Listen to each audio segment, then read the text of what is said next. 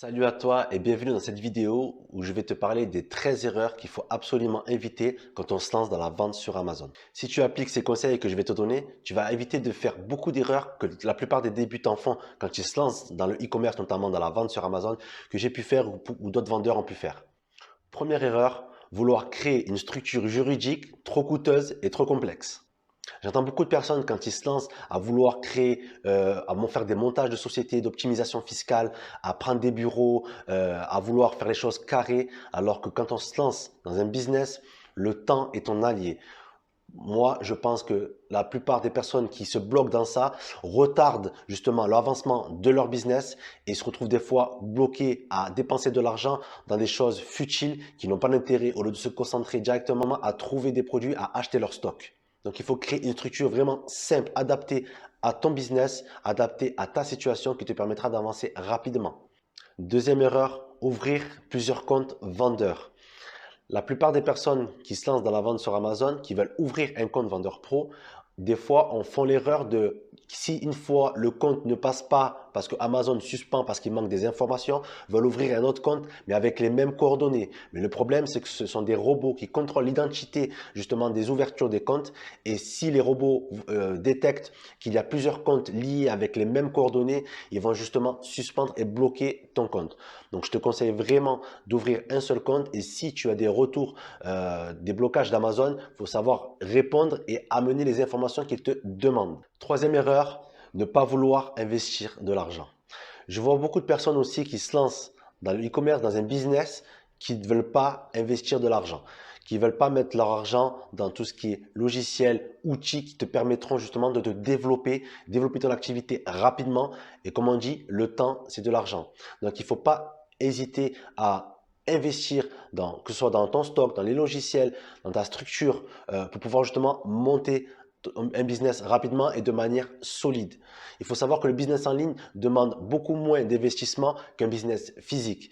Donc, l'erreur que je te conseille à ne pas faire, c'est de ne pas investir dans ton capital de départ pour pouvoir justement monter ta société et avoir des logiciels et des outils qui te permettront de faire un travail de qualité. Quatrième erreur, chercher le produit parfait. Le mouton à cinq pattes n'existe pas.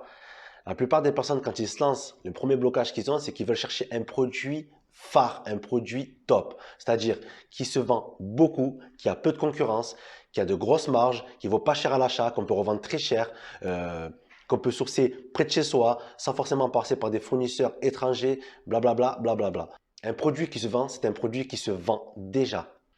On prend un produit qui se vend bien, on améliore le marketing, on apporte une différenciation, on amène un service client, on amène une différenciation. Voilà, c'est ça. On prend ce qui se vend déjà et on l'améliore, tout simplement. Et sinon, tu vas mettre 6 mois à vouloir lancer ton produit. Et ce n'est pas le but. Le but, c'est de passer à l'action rapidement, de tester le process et après d'améliorer et de dupliquer le modèle. Cinquième erreur, ne pas négocier ses prix avec ses fournisseurs. Normalement, négocier, c'est une base dans le commerce, dans la négociation.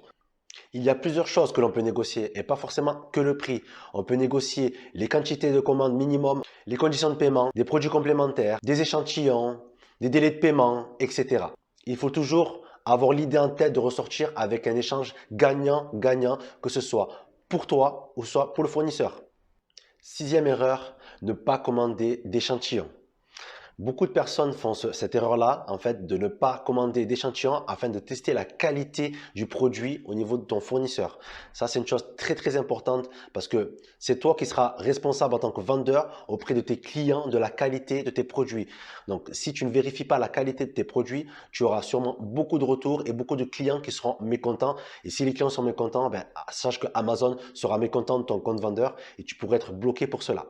Donc, c'est très important de vouloir vérifier la qualité de tes produits, que ce soit toi-même, même une société que tu emploies, une société d'inspection de produits, donc tu peux le faire, mais il faut absolument vérifier la qualité de tes produits et mettre une certaine pression sur tes fournisseurs. Septième erreur, ne pas faire de marketing. Je vois beaucoup de personnes qui se lancent dans la vente sur Amazon, qui créent leurs fiches produits et qui ne font pas de marketing. Ce qui est malheureux, c'est qu'ils n'amènent pas de plus-value au niveau des photos, au niveau des bénéfices, au niveau des avantages que le produit pourra procurer au client et ça c'est très important. La différence entre une personne qui vend et une personne qui ne vend pas, c'est le marketing. Si tu sais user du marketing, c'est-à-dire de mettre en avant les bénéfices et les avantages que le produit va changer chez la personne, va répondre à un besoin, tu vendras beaucoup plus qu'une personne qui ne met pas en avant le marketing et les bénéfices et les avantages.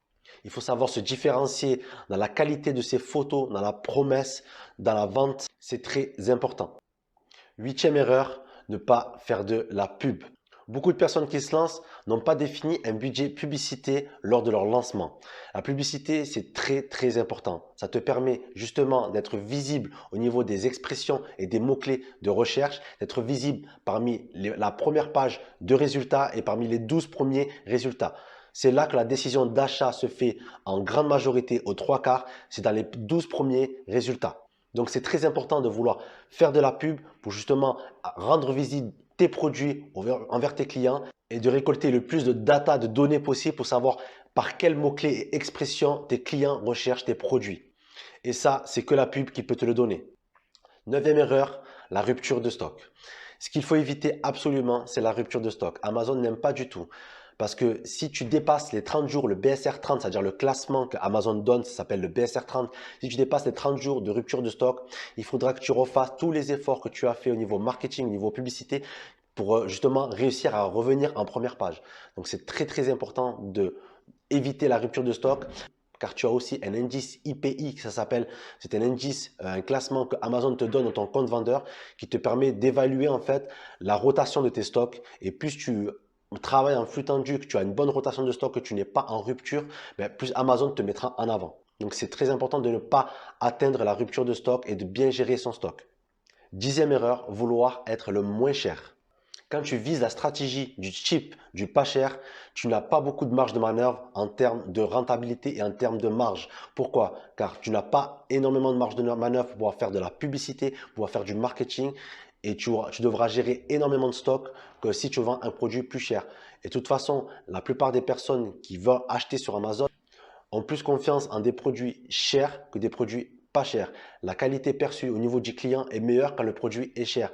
Et la plupart des vendeurs qui vendent, généralement, sont les plus chers.